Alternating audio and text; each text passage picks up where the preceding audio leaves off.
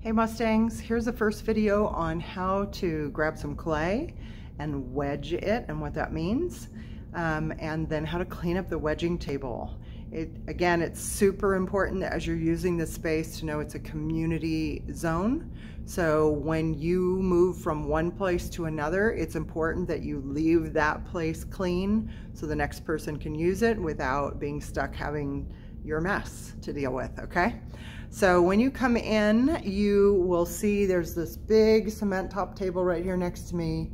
There's a sign up on it that talks about being a wedging table. And then behind that is a machine that's called a pug mill. You don't have to worry about that for Mustang mudders. But next to it, there's a bin where generally there's recycled clay for you to get. So I'm gonna set this lovely thing down here, and here we go.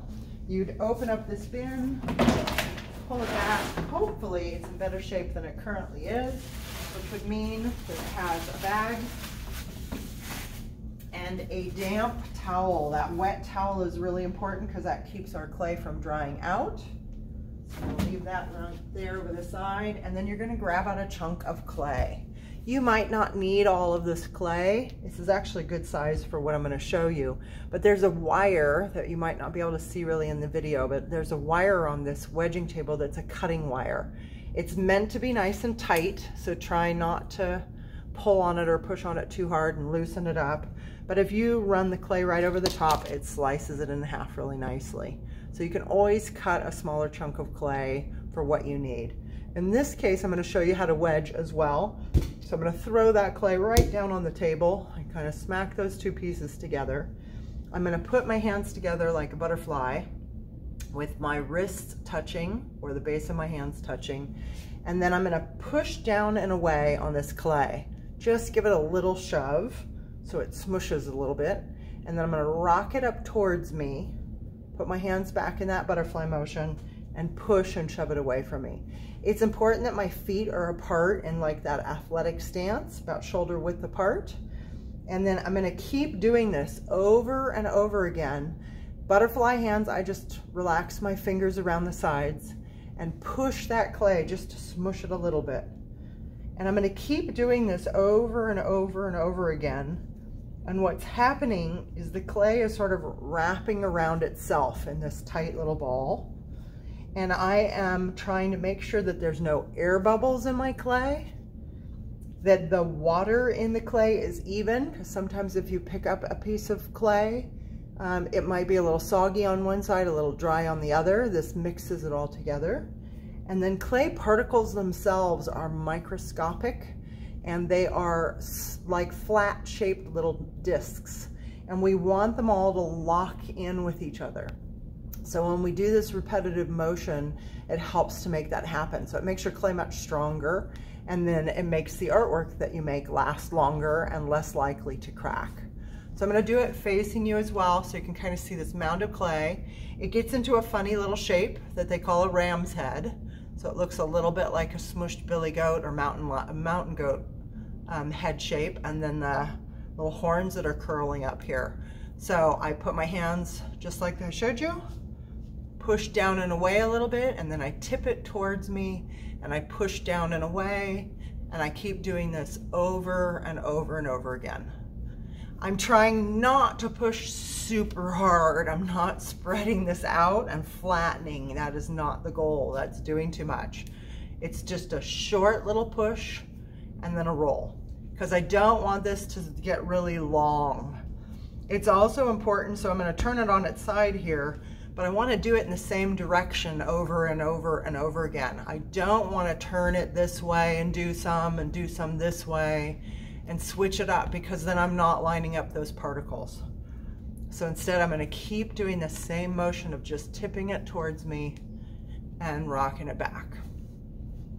And you're going to do this until it really feels solid. And when you look at it, you can tell that it has spiraled around and around and around, and you can just see that with the clay. You can also test it by, again, cutting it through that wire, and if you don't see any little air bubbles, then you're in good shape.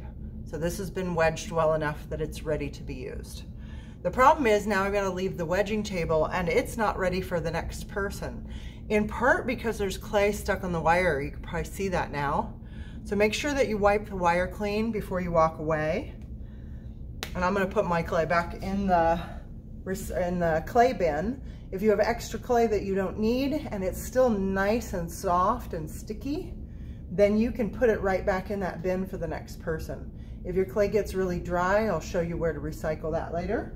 But for right now, I'm going to pop that in there. Close this up. So when you get your clay, make sure you put that wet towel on top of the clay and close the lid. Make sure that it's that way so the next person comes and gets nice soft clay. And this isn't super dirty, but you can see there's a water spot here where the clay was being worked. A lot of times our clay is really sticky and you'll see clay actually stick to the surface. So there's a whole bunch of tools that are hanging on a hook right here. We've got a scraper or two. We've got a brush or two here. Get these down.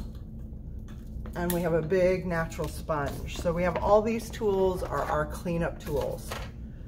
You don't need to use them all. I use one scraper, so I don't need that one, and one brush, so I don't need this one, but I do need the sponge as well.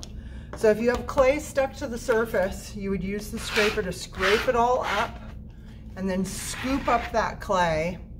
And then right over here, there's a can off camera that you can't see that you would put that clay into, okay? Then I'm done with my scraper. Then I grab my big sponge and I'm going to go right to the sink next to me here and grab some water and kind of sort of fill the sponge. So it's holding the water, it's not dripping all over the place, but as you can see, it's actually full of water. So I squeeze it out and make a puddle here, and then I'm going to take my brush, and it's really important that you go in a circular motion. Okay? I don't want to go this way and that way, do this kind of thing, because if I do that, the brush will actually spray the water to another person who might get mad at me and also destroy my clothes. So I always go in a circle. Once I'm done with the brush and you're cleaning as much of the table as you made a mess on, then you're taking that sponge, which is now empty, and I'm getting all that clay-filled water all sucked back up in that sponge, and then I'm going to rinse it in the sink. So squeeze it out and then rinse it with fresh water, which you can't see, but maybe you can hear. And then I come back and I got a clean, empty sponge. It's not full of water, but it's also not full of clay water. So make sure you leave this clean, please. And then it sits right there at the base of our tools. And then you can walk away and start making amazing ceramic art.